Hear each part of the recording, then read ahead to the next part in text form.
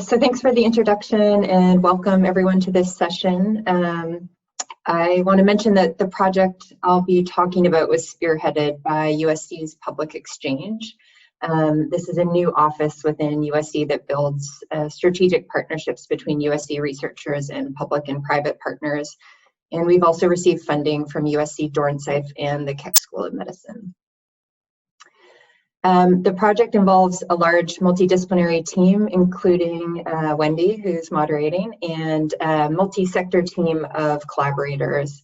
So this includes faculty and students at USC with expertise in health and health policy sciences, as well as spatial and data science. And we have a formal strategic partnership with the LA County Emergency Food Security Branch that was established this year to address the impacts of the pandemic on food security in the county. And we're also working with a few community partners and some private partners like Yelp to get access to timely data on the food environment and to be able to disseminate our findings to the right people. So to start, food security refers to disruptions in regular eating patterns because people lack the money or other resources that they need to get sufficient food. Historically, it's been caused by poverty or sudden income loss or other major life stressors like poorer health. It's often connected to feelings of hunger, but I want to emphasize that it does cause a range of physical and mental health issues in both children and adults that are concerning from a public health standpoint. And in a typical year in the US, 1 in 10 households experience food insecurity at some point during the year. The graph below, which comes from the USDA, shows rates of food insecurity in the US for the last 20 years.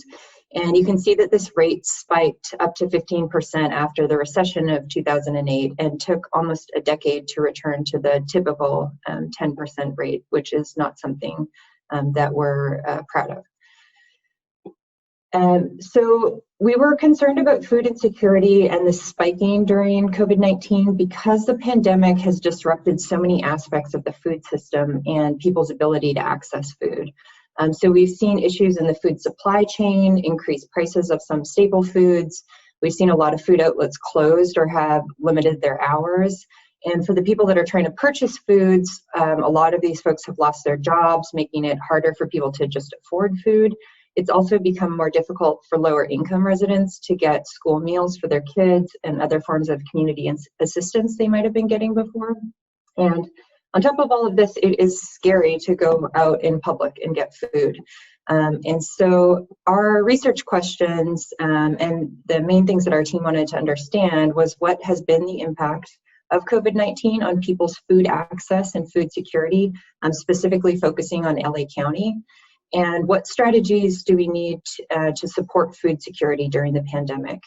And so to answer these questions, our goals were to quickly monitor food insecurity in the county, to identify who is food insecure, and identify features of the food system, both of food consumers, but also the food environment that is impacting food insecurity and that we want to address in food programs and policies. So we are using a pipeline of diverse data sources, but to monitor food insecurity, we are drawing from the USC Understanding Coronavirus in America study, and we're focused on the panel within LA that is about 1,800 adults, representative of all LA County households.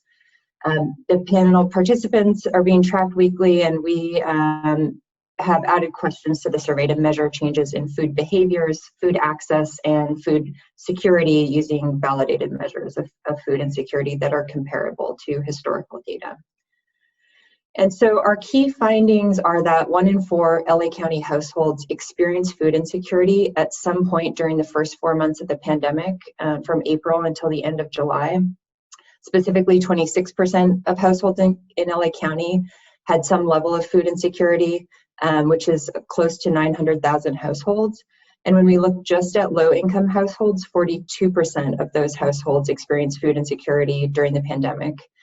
This is much higher than historical rates in the county. In 2018, 27% of low-income households experienced food insecurity at some time during that entire year. So we're seeing that 42% of low-income households had this experience just over 4 months.